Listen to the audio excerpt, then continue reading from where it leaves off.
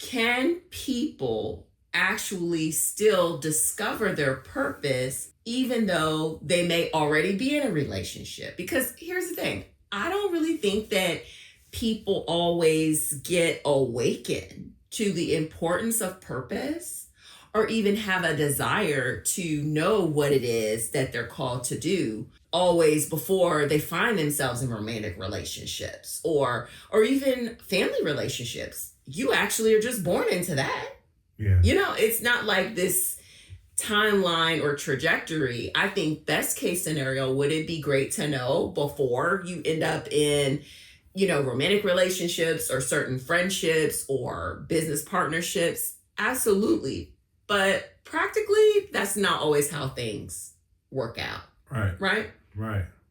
So, what do you think about that? If people already end up in relationships and then there becomes this desire to lean into discovering purpose, what do you do with that? Because I think more often than not, that's where people land, for sure. That's so good. I think we fall into a few things here. That's why I think with relationships, even with marriage, Yeah. that you make sure that you know who you're marrying and what you're getting yourself into with that person, because different people handle transition and changes in you differently.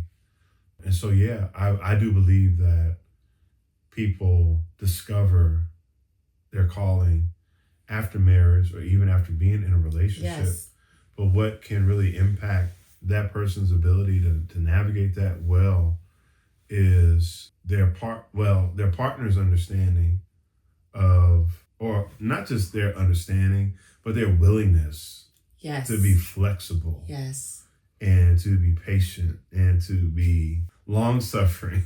And to be patient enough and give you enough space to get to know yourself. Right. And to grow with you. Right. Mm-hmm. Yeah. So that's why you got to ask a lot of questions before you get into these relationships and get too deep. Yeah. But I think some people, they lose themselves in the relationship and losing the opportunity to